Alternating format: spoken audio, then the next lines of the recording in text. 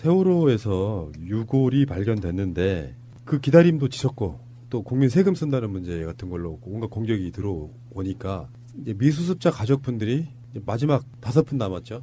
네. 그분들이 이제 빈 관으로 장례식까지 치르고 난 뒤에 그 장례식 이전에 세월호에서 사람 뼈로 추정되는 유골이 나왔다는 사실을 숨겼다는 거예요. 근데 원래는 이제 선체조사이라는 기구가 세월호 수색하면서 같이 이렇게 유기적으로 연동을 해야 되는데 그것을 선체조사위원회에 통보를 안 하고 숨겼다는 겁니다. 이게 보니까 해수부의 소속이죠. 현장수습본부 김현태 부본부장이 이게 알리지 못하게 막았대요. 결국은 해수부인데 우리 때 착각이 있잖아요. 대통령이 바뀌면 행정부의 모든 게 다 바뀌어. 이런 거하고 똑같은 개념이야. 그건 아니고 지금까지 세월호를 담당해왔던 해수부 직원들은 그대로일 거란 말이에요. 그렇죠. 예. 장관만 바뀐 상태인 상황인데 무슨 의도로 그걸 알리지 않았는지 가족들은 떠나려고 하고 인내의 한계가 있는 거잖아요. 그렇죠. 그리고 더 이상 이제 세월호 수색하기 못할 정도가 되니까 또 오랜 시간이 걸려서 세월호를 직립해야 되는 상황까지 왔어요. 그러니까 세월호 유가족 분들이 빈 관으로 이제 장례식을 치렀던 거예요. 유골 대신에 유품을 집어넣고. 네. 만약에 그 사이에 유골이 발견됐다고 그러면 선체 수색 계속해야 된다는 여론이 또 몰려들 거다. 그렇죠. 예. 그래서 그걸 감춘 건지 어쩐 건지 모르겠지만 이렇게 돼서 문재인 대통령이 경로하신 거예요. 본인 스스로가 세월호 대통령이라고 할 만큼 그 부분에 대해서만큼은 진상조사 이런 것들을 굉장히 중요하게 생각하고 있고 24일 날 국회에서 제2기 특조위 관련된 법 이게 통과되느냐 마느냐까지 연결되어 있는 부분에서 잠정적으로 기다려왔던 부분이 있었습니다. 근데 세월호 유골이 발견됐는데 은폐를 냈다. 그래서 대통령이 정말 이해할 수 없는 일이 벌어졌다 이렇게 한 점 의혹 없이 투명하게 공개하라 이런 지시를 내렸다는 거예요.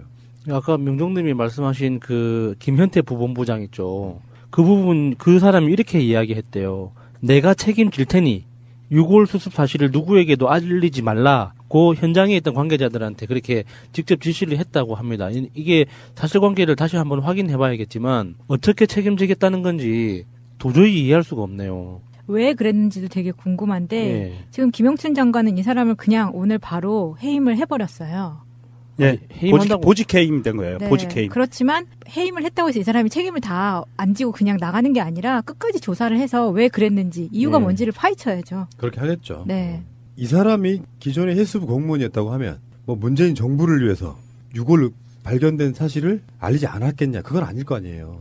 뭔가가 있는 거예요. 네. 이유가 있겠죠. 예, 좀 전에 말씀드렸던 것처럼 뭐 그것 때문에 선체 조사를 중단하는 만에 이런 문제만은 아닐 가능성이 있다는 거예요. 이유가 뭘까? 난 정말 궁금해집니다. 그리고 여기에 나와 있는 이 손목 뼈 한 점이잖아요, 지금. 그런데 이거 한 점뿐만이 아닐 수도 있잖아요. 그렇죠. 네. 네. 더 있을 수도 있을 것 같아요. 그러니까 해수부 전체적으로 암묵적으로 뭔가 형성되어 있는 뭔가가 있다 저는 이렇게 봐요. 이 김현태 부본부장이라는 사람이 올라온 게시물들을 보니까 503호 때부터 계속 있었던 사람이라고 하네요. 푸른나무님 말씀대로 장관만 바뀐 거예요, 해수부가. 그 실무자들은 그냥 계속 있는 것 같고. 장관들은 본인들이 장관이 되고 나면 기존에 일하던 사람들을 그 자리에 제일 잘할 테니까라고 유명하지만 어쩌면 정치권에 계시는 분들은 세월호의 의혹에 대해서 다 모를 가능성이 있습니다.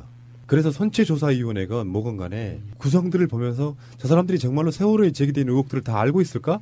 이런 생각도 하게 되는 그런 부분들이 있거든요. 세월호 문제는 유가족 분들이 저렇게까지 오랜 시간 동안 투쟁하는 이유가 다 있습니다. 상상을 초월하는 의혹들이 있다는 거 말씀드리고요. 안일하게 알아서 잘 해주겠지라고 뭔가를 맡긴다고 하는 것 자체는 저는 굉장히 불편한 일이다 이렇게 생각하고요. 대통령 입장에서도 정말 경로할 수밖에 없는 바로 그런 사안이 아닌가 싶어요. 예, 그래서 청와대하고 지금 해수부의 입장이 둘 다 나왔는데요. 일단 문재인 대통령 오늘 문재인 대통령은 세월호 관련 내용을 보고받고 다음과 같이 말했습니다. 이해할 수 없는 일이 벌어졌다. 미수습자 수습은 유족들만의 문제가 아닌 온 국민의 염원인데 이렇게 안일한 대응을 했다는 게 믿기지 않는다. 철저한 진상규명과 함께 책임을 묻고 유가족과 국민들께 한 점 의혹 없이 투명하게 공개하라. 대변인 박수현. 예. 그래서 해수부 장관의 입장문까지 나왔거든요. 이거 엄중한 사건이라서 지금. 먼저 이번 일로 다시 한번 마음의 상처를 입게 된 세월호 미수습자 가족분들과 유가족분들 그리고 국민 여러분께 깊은 사과의 말씀을 드립니다. 지난 11월 17일 세월호 현장 수습본부는 그동안 선체에서 수거된 반출물 세척 과정에서 1차 현장 감식 결과 사람뼈로 추정되는 뼈 한 점을 발견하고도 뒤늦게 선체조사위원회와 미수습자 가족들에게 알리고 22일에야 국가수의 DNA 감식을 요청한 바 있습니다. 이와 관련하여 저는 해당 책임자를 보직 해임한 후 본부 대기 조치하고 감사관실을 통해 관련 조치가 지연된 부분에 대한 진상을 철저히 조사하도록 지시하였습니다. 조사 결과에 따라 해당 관련자에 대해서는 응분의 조치를 하도록 하겠습니다. 이번 일을 계기로 세월호 현장 수습본부로 하여금 다시 한번 전체 수습 과정을 돌아보도록 하고 혹시 미진한 부분이 없는지 철저히 점검하도록 지시하였습니다. 본 사안과 관련하여 세월호 미수습자 가족과 유가족 그리고 국민 여러분께 심려를 끼쳐드린 데 대해 다시 한번 깊은 사과의 말씀을 드립니다. 해양수산부 장관 김영춘. 알겠습니다. 일단 저는 기본적으로 문재인 대통령과 문재인 정부의 진정성을 믿는데요. 아직도 바뀌지 않는 세력이 있다는 그 부분에 분노를 표시합니다. 방송은 오늘이요. 김영삼 전 대통령 2주기 추모식이 있었던 날입니다.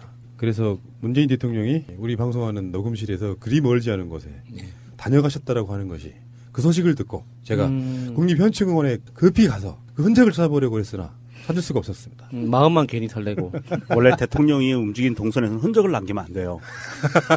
아우 심각해. 문재인 대통령은 문민정부를 폄하해서는 안 된다. 그래서 김영삼 대통령의 가치에 대한 이야기를 하셨거든요. 근데 이거 굉장히 중요한 거라서 제가 말씀드려보고 싶었어요. 뭐냐면 3당 합당 이전과 이후. 실제로 지금 정치 지형은 3당 합당 이전으로 돌아갔다고 보는 게 맞잖아요. 예. 여론조사가 뭐건. 예. 그런 면에서 홍준표도 이승만, 박정희, 김영삼 사진을 걸었잖아요. YS의 정치적 유산을 누가 가져오느냐가 사실은 문재인 정부의 성패랑 연관이 있다는 거죠. 지금은 이제 호남에 대해서는 어느 정도 안심해도 될 수준이 좀 됐다고 보고 문재인 대통령이 그걸 의식하고 한 거라고 생각하진 않아요. 김영삼 대통령은 3당 합당으로 정말 많은 욕을 먹었죠. 네. 그런데 취임 이후에 문재인 대통령보다 더 인기가 있었던 시절이 있었죠. 네, 그렇죠. 예. 그 시절에 그분이 남긴 유명한 논리가 있었습니다. 호랑이를 잡기 위해 호랑이 굴로 들어간다. 그분은 초심이 변하지는 않았어요.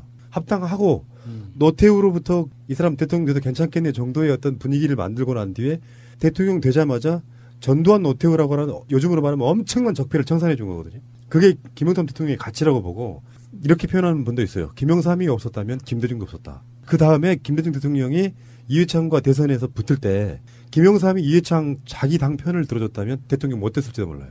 각종 사건들이 있었죠. 온놈이나 뭐 이런 것들. 예.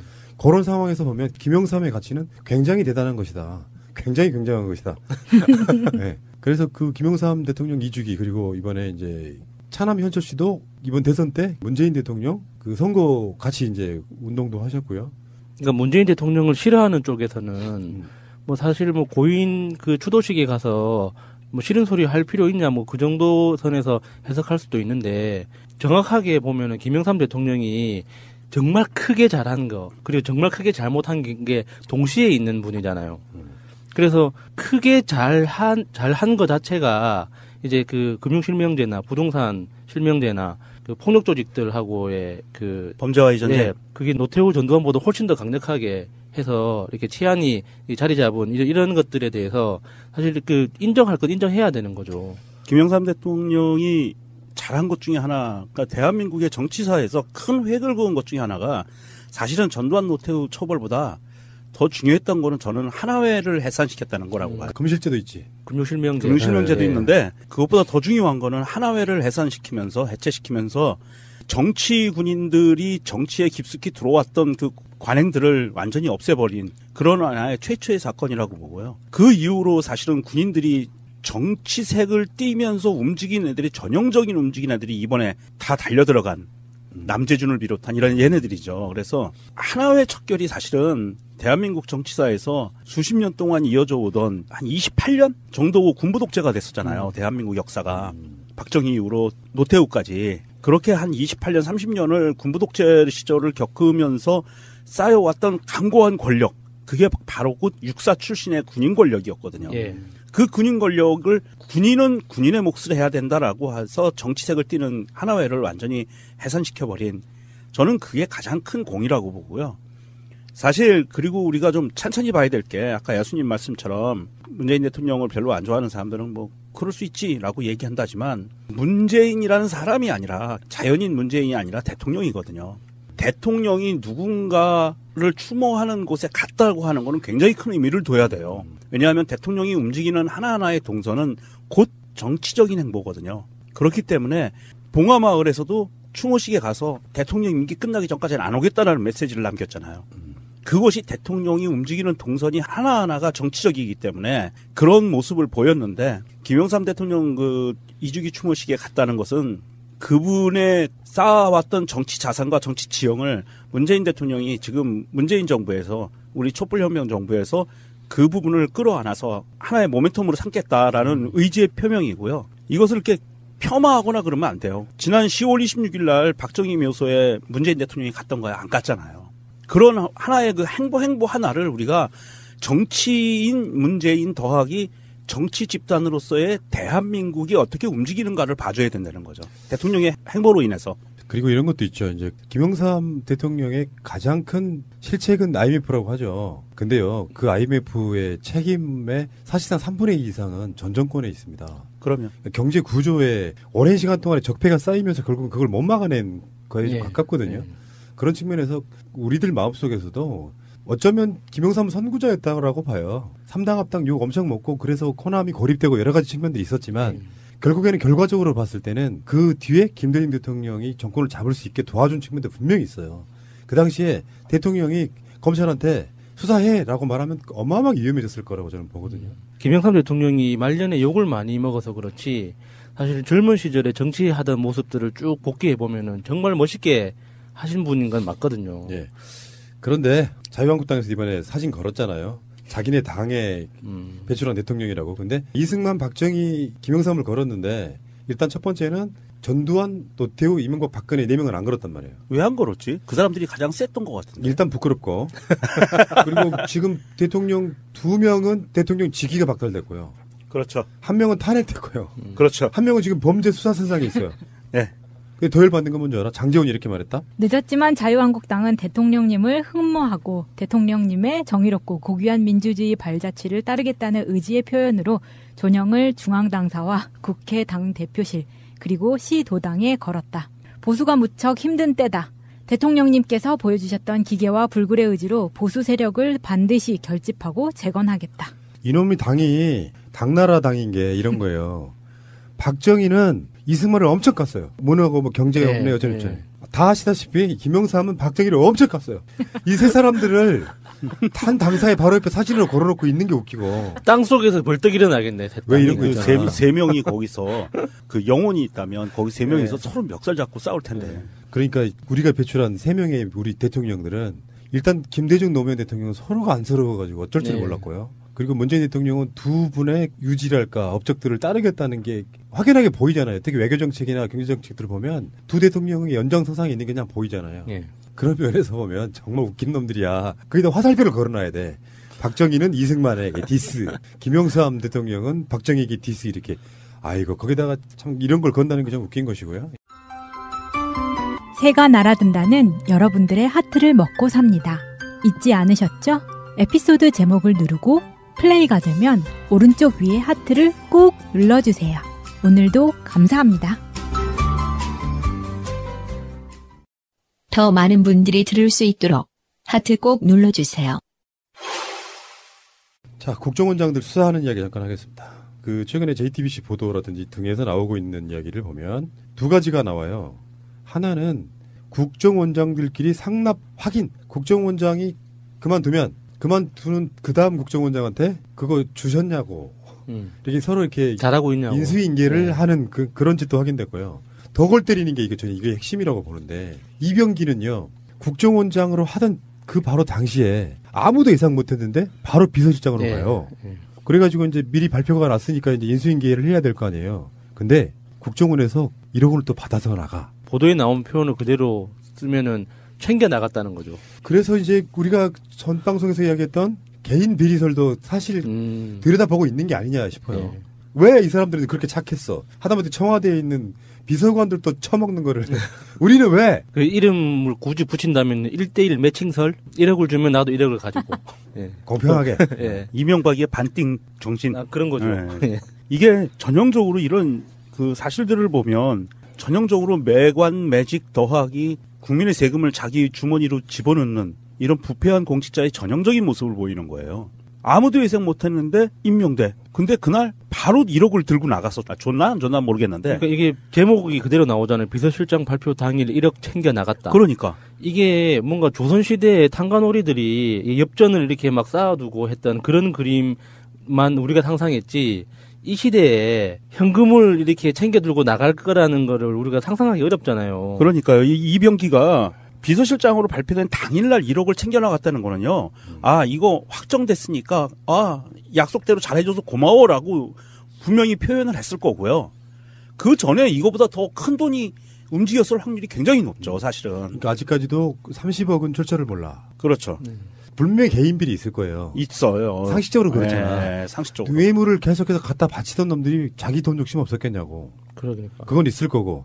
추가로 정치권에 또 얼마가 들어갔냐도 있을 거고. 1억을 5만 원권으로 생각해봐도 부피가 상당해요. 얼마 안 된다면서요. 그래도 이렇게 그 가방의 그 무게를 한번 상상해 보면 500만 원짜리 20뭉치. 예, 묵직한 느낌은 들죠. 이게 자기 손으로 직접 들고 나갔다는 그 그림 자체가 너무 찌질하게 보인다고 해야 되나.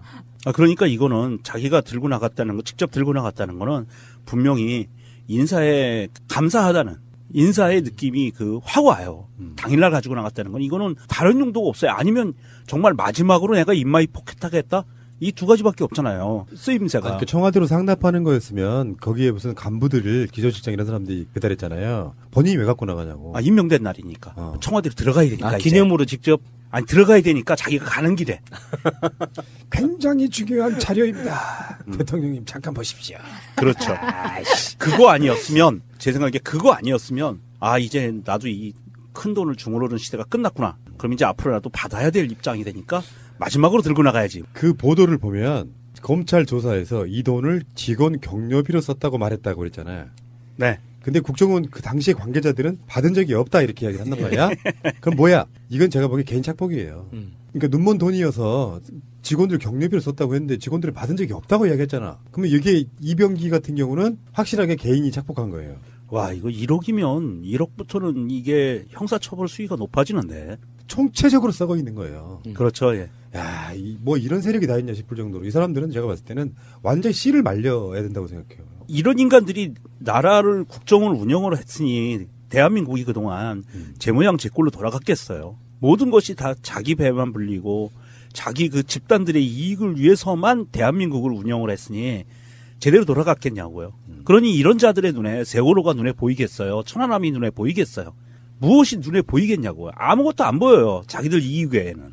그랬던 집단들인 거죠. 너무 지금 참담하고 처참해요. 대한민국이 이렇게 9년 동안 이렇게 망가져 왔구나.